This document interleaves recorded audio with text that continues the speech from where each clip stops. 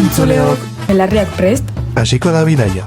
Hau da, hau podcasta. Ezkidetza eta askatasuna uinetan zabaltzen dituen ahotsa.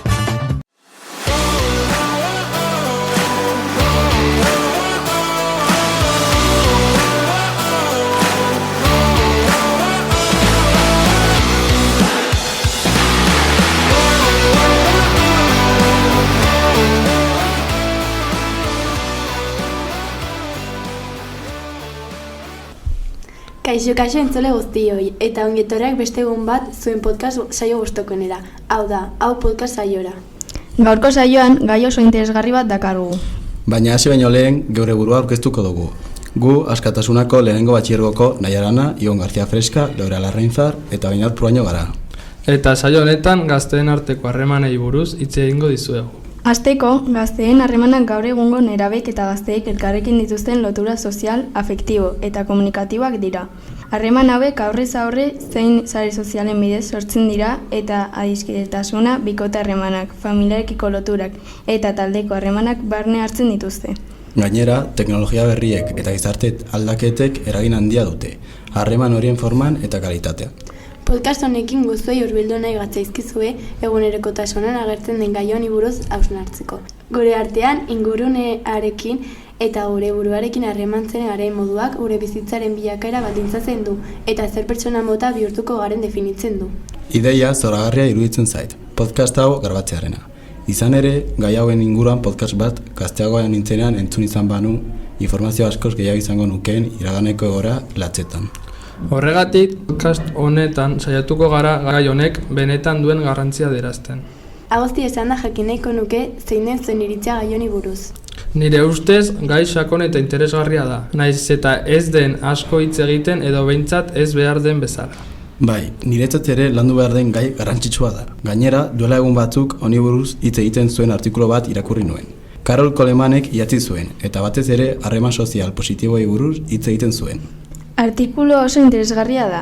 Nire ustez egunerokotasunean ere funtsezkoa dira, baina batez ere nerabezaroan. Nik zuek bezala pentsatzen dut, hori dela eta podcast honetan landuko diren gai esanguratsuenak, sare sozialak, harreman maitasunak, autoestimua, bulina eta errespetua izango dira. Gai hauek kontuan hartuta, hainbat galdera ditugu bai gure entzulentzat, bai guretzat. Hona hemen lehenengoa. Zer uste duzu sare sozialen eraginaz gazteen harremanetan? Orokorrean, aro digitalean, gazteen arteko harremanak nabarmen aldatu dira. Sare sozialek eta mezularitzako aplikazioek komunikatzeko modua garatu dute. Konexio azkarragoak sortuz, baina batzuetan azalekoagoak. Nire ustez, sare sozialek existituko ez balitz, harremanak motelagoak baina sakonagoak izango lirateke. Berdin pentsatzen dut, gainera sare sozialak eraginik izango ez balute, harremanak desberdinak izango lirateke. Bestaldetik, gaur egungo gazteek batzuetan ez diote garrantzia ematen harreman sakon edo garrantzitsuei. Baizik eta pertsona askorekin harremanak izatea naiz eta toxikoa edo ez osasuntsua izan. Uste duzue honi buruz? Uste du saionetako eskide guztien partez, guk aukera izango bagenu harreman osasuntsuak sustatuko genituzke. Alde batera utziz pertsona guztien ongira ematearena eta beti ere kakotzen artean. Eta hau esanez, ez dugu nahi gaizki ulertuak izatea. Harremanak oso garrantzitsuak dira gizartean, argi dago. Harremanik egongo ez balitz, gizartea guztiz desberdina izango litzateke. Askotan, lagunak interneten edo gaur egun esaten den bezala linean sortzen dira, eta horrek elkar eragin aniztasuna ahalbidetzen du, baina bestalde, gaizki ulertuak eta horriz aurreko komunikaziorik eza ere eragin ditzake. Bai, oso bitxia da. Gai honi buruz iritzi asko daudela. Hori dela eta nire ustez, ez ezagun batekin hitz egingo banu harremanei buruz galdetuko nioke. Batez ere, interneten topatzen diren harreman sentimentalei buruz. Gainera, geroz eta goiago ikusten da harreman erromantikoak plataforma digitalean hasi eta interes komunak aztertzen aurrez aurreko topaketak egin aurretik. Bai, banikatzo honi buruzko artikulu bat irakurri nuen. Bertan, Marie Bestron soziologoak zalantzan jartzen du, motilaguna izatea lotsagarria delaren ideia. Oso gai interesgarria da, bai, agian beste podcast batean hitz egiten aldugu horri buruz. Bai, gainera, aldaketa garrantzitsuak izan dira urte hauetan zehar. Baina hori alde batera utzita, nerabezaroko eginkizun garrantzitsuena elkarrentzutea da. Nerabeok elkar gehiago entzungo bagenu, gatazka gutxiago sortuko lirateke. Eta honekin batera, bakardea, bulina eta suizidio tasa jaitsiko litzateke. Bai, egia da denok badakigula oso garrantzitsua dela, baina nik uste dut ez diogola ematen behar duen garrantzia. Horregatik bihurtu dira hain esanguratsuak, nire ustez. Gure ingurumenetik kanpoko mundua ezagutzeko modurik errezena delako guretzat. Ez gara behar bezain independenteak toki eta jende berria ezagutzeko eta sare sozialen bitartez gure aukerak asko irekitzen dira. Izan ere, edozen motatako informazio eta edukiak aurki ditzakegu bertan. Zoritxarrez, onura asko baituzte ere, esan duzun azkenekarekin lotuta arrisku asko datoz. Nagusina hori bera da, adin txikikoek edozein motatako edukiak sarbidea izateko erraztasuna. Hauen barnean pornografia apustuak edozein eduki desegoki dituzten bideoak sartzen dira. Gainera, eduki hauek ulertu eta kudeatzeko gaitasun faltak osasun mental eta emozionalen eragin dezaketen faktoreak dira. Helduak bihurtzeko prozesuan eragiten dutenak. Bestalde, jende gutxi daki gazteen arteko harremanak osasuntsuak lantzen dituzten psikologoak badirela.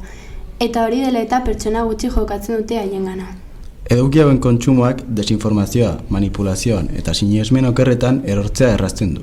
Eta honen ondorioz, jokaera arriskutsuak edo desegokiak areagotzen dira.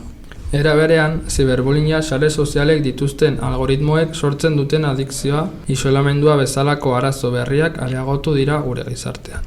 Arazoni aurre egiteko eta gazteak sare sozialei erabilera txarra ematea ekiditzeko, zein modutan erakutsi aldiego horretan erabil sare sozialak arriskurik gabeko modu egokian erabiltzen?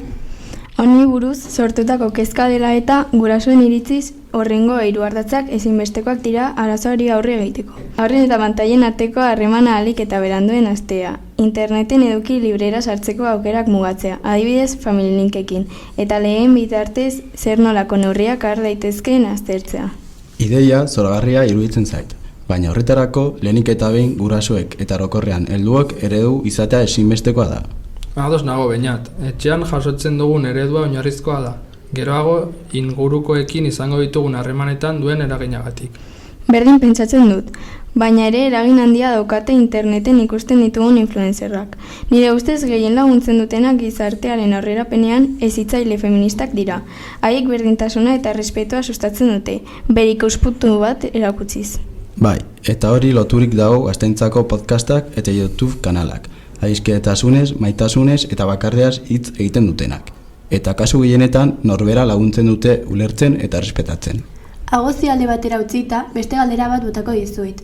Naiz eta gazte samarrak izan, noizbait harreman luze bat izan aldozue? Bai. Nik ere bai. Ez. Eta zen ustez nolakoak izan dira? Izan ditudan bizipenengatik lehen harreman erromantikoek intentsitate berezia dute. Idealizazioa ohikoa da, bestea ia perfektutzat hartzea, gabeziak ikusi nahi ez izatea, harremana norberaren zorionaren iturri bakartzat hartzea.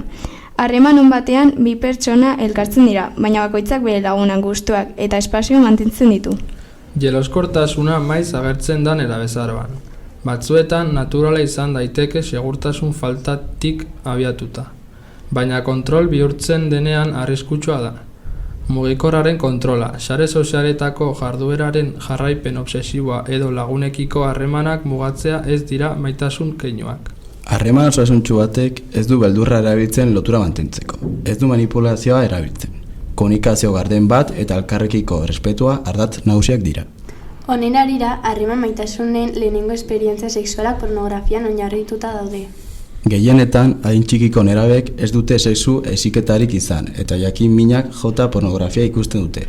Horregatik, gazteok sexuaren eredu okerra hartzen dugu eta oso arriskutsua izan daiteke.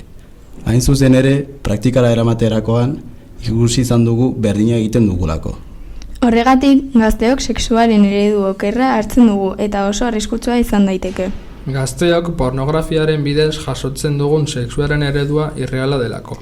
Bai, eta maitu baino lehen, ze sare sozial mota dituzue? Nerabeen artean ohikoenak Instagram eta TikToka dira. Nik ere. Guztiz ados nago, hala ere nabarmendu behar da. Nerabeak sarritan besteen bizitza editatua eta idealizatua ikusiz gero, beren egunerokoa nahiko normala dela pentsa dezakete eta horrek gutxiago edo frustrazio sentimenduak eragin ditzake. Gainera, testu mekezuek ez duten ez taun emozionalik gaizki ulertuak erraz sort ditzakete. Batzuetan jarrera edo asmo bat interpretatu okerrarekin lortzen da, eta horrek tentsioa sort dezake lagunen edo bikoteen artean. Praktika modernak sortzen dira, ala nola gostina. Hau da, bat-batean desagertzea azalpenik eman gabe. Horregatik, alfabetatze digital kritikoa ezinbestekoa da. Nerabek eta gazteek ulertu behar dute sare sozialetan agertzen dena ez dela realitate osoa. Aukeratutako zati bat besterik ez da. Gaur egun gazteentzat garrantzitsuak izaten aldiren egun asko daude. Hala nola, otsailaren 14an maitasunaren eta dizkidetasunaren eguna. Abuztuaren 12a gazteriaren nazioarteko eguna. Edo maiatzaren 17a LGTBI+ fobiaren aurkako nazioarteko eguna dela. Azkenik, kontuan izan zer erakusten dugun, zer jasotzen dugun eta nola eragiten digun emozionalki. Sare sozialek laguntza eta entretenimendu iturri gisa funtziona dezakete, baina ez autoestimoa eta ongizatean neurtzeko gailu nagusi gisa. Amaitzeko gai honetan sakondu eta gero, zer ondore atera dituzue? Podcast saio honetan ikasi berri dut plataformek konparazio soziala sortzen dutela, eta horrek frustrazioa, ziurgabetasuna edo gutxiagotasun sentimenduak eragin ditzakela. Nire irakaspena izan da, nerabezaroan emozioak oso biziak direla, baina gatazkak eta osturak autoesagutza lantzeko eta harreman osasuntsuagoak eraikitzeko aukera eskaintzen dute. Pornografian ikusitako harreman sexualak benetazkoak ez direla eta jarrera agresiboak sortu ditzakela. Honekin buruan zaindu zuen harremanak, baina batez ere zaindu zuen buruak. Eta ez ahaztu maitasunak eta laguntasunak askatasuna eta hazkundea ekarri behar ditu. Mila esker gurekin egoteagatik, jarraitu ideiak zabaltzen, jarraitu askatasuna eraikitzen. Hau izan da, hau podcasta gaurkoz, baina horrengora arte.